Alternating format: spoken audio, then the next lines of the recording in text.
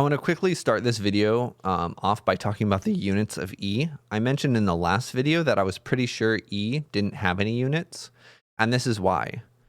It's price over item, so dollars per item if we're, doing US dollars. And then this is a derivative. It's a rate of change. The rate of change of your quantity with respect to your price. The units for this guy are items per dollars. So if you look, you have dollars per items times items per dollars. They just all cancel. And this is a unitless quantity. Okay, so when we write our answer and say E is 0.3, yeah, there's no units to put there. It is just a number of 0.3.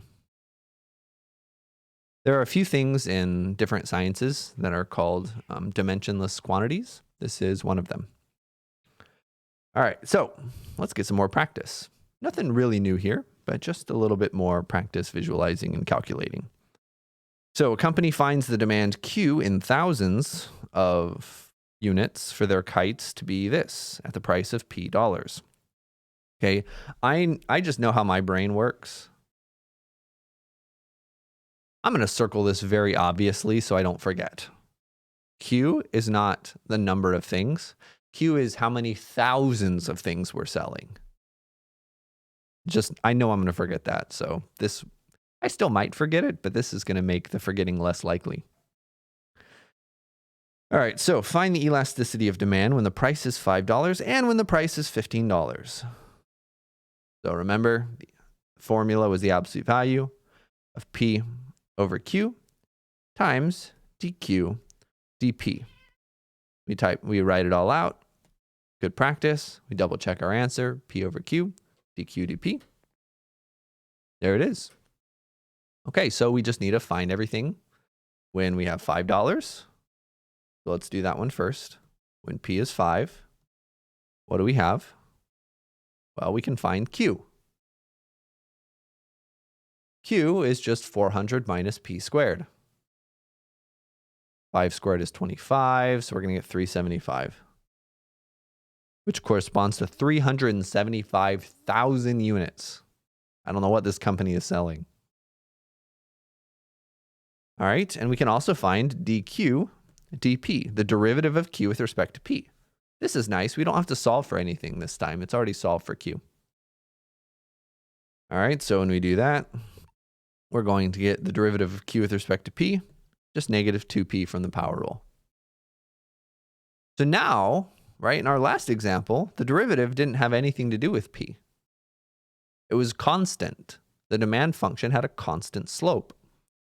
Here, our demand function's a parabola. It does not have a constant slope. Parabolas, the slope changes depending on where you are. So specifically, we want to know when P equals 5.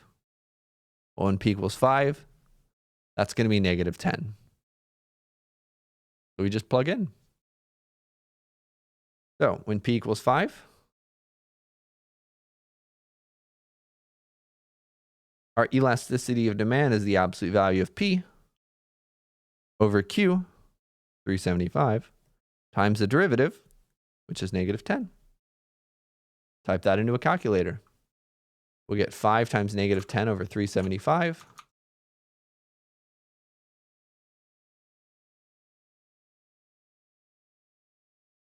And we're going to get about 0.13 repeating.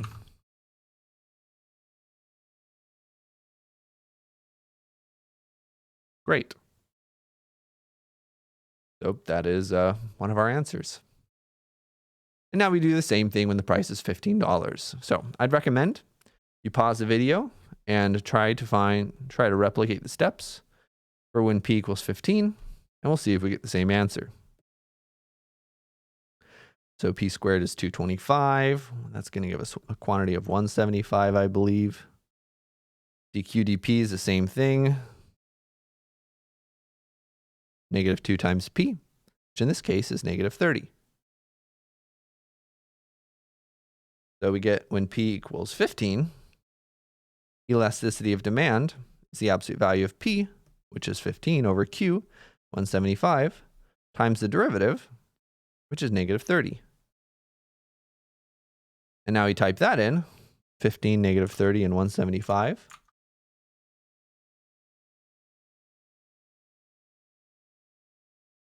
We get elasticity of 2.57 about.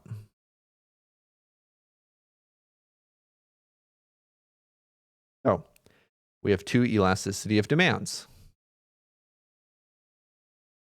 Again, let's just get some practice interpreting one of these values. I'm not going to make you interpret both here because it's a little redundant, but it would be good. I'll actually probably write both. You only have to write one of them because I literally will just copy and paste. When the price is $5 per item, increasing price by 1% decreases demand by. Remember, every single question like this is phrased the same way for the interpretation. All right. So that's, oh dear. So that's what we have here. And then we just need to fill in the blank. It decreases by E%.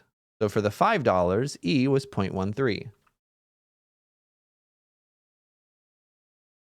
Okay, so that's what letter B is asking for. And again, you could just do the other one too. When the price is $15 per item, increasing price by 1% decreases it by this.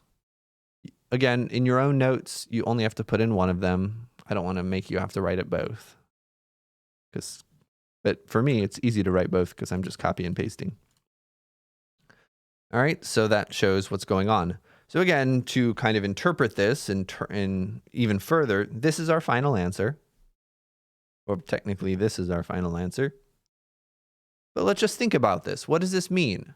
Because I know that you can go back to this table and say, okay, pick which situation we have.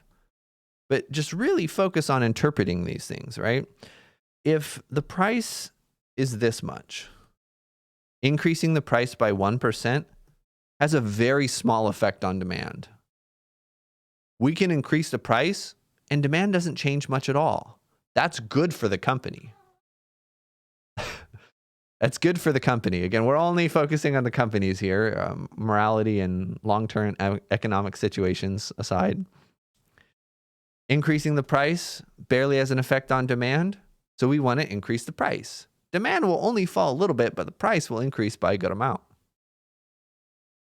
And for the second one, oh gosh, if we are at $15 per item, increasing the price by 1% decreases the demand by 2.5 times that much. Increasing the price makes the demand fall by a lot.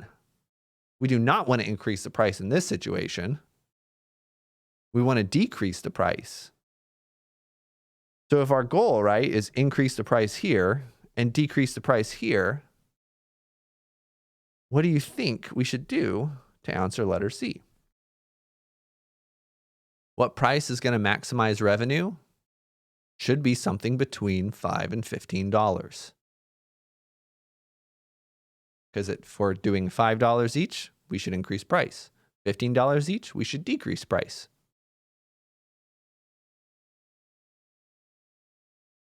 And again, increasing price means that we are inelastic, I believe. Yep. All right, so let's find the price that will maximize revenue. How do we do that? You could find your revenue function. We know how to maximize revenue functions. You could find that. Or, remember, we have a critical point when our elasticity of demand is 1. So we know the elasticity of demand. Let's just find when it's 1. I actually don't know if that's easy or not. I had this plan, and now that I'm looking at it, this might be awful.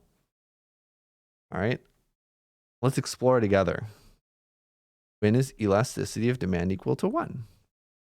That's when 1 equals the absolute value of P over Q times dQ dP.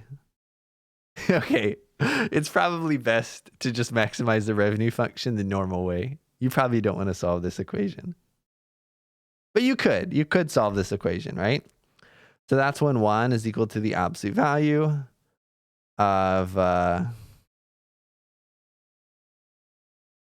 here, let's do it over here. P, which is just P. Q will do 400 minus P squared times the derivative. And we said the derivative was -2 times P. So you could just solve this equation. In this case, it's probably easier. All right, you could solve this.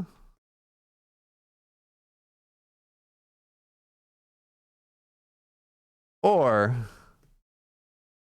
just find when r prime equals 0. Most people probably don't want to solve an absolute value equation. It's not the worst thing in the world, but it's not great. All right, so let's just solve the revenue one. Okay. You could find r prime equals 0. We've done that many, many times. I'm not going to spend the time to do it now. I just want to show you the point. So our revenue function, right? Revenue is P times Q, which is this. So it's P times 400 minus P squared. This is our revenue function.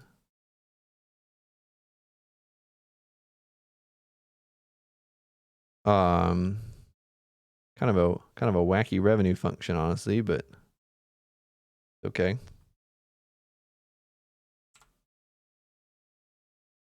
All right, so our domain here is really only 0 to 20. Doesn't make sense to charge more than 20. But we can see that, yes, when we were charging $5, we should increase production if we want maximal revenue. We should go to the right. If we're at $15, you can see that, yeah, we should have decreased production. Turns out that once you finish doing your calculus, which you could have done, but I don't think it's worth spending the time in this video because that's not the point of this video. We have previous videos for that. Once you did find that maximal price to give you your maximum revenue, it's going to be somewhere in the middle, just like we thought, $11.55.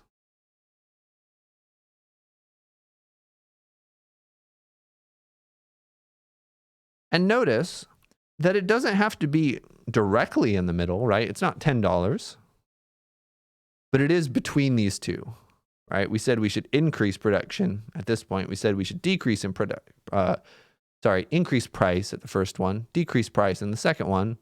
And yeah, we can see that the optimal price is between those two, as we expected. All right, let me know if you have any questions about this. We got more problems that are pretty similar to these ones, honestly, but I want to just give you lots of practice because there's not too much to teach other than that. So yeah, more practice videos coming right up if you want them. Bye-bye.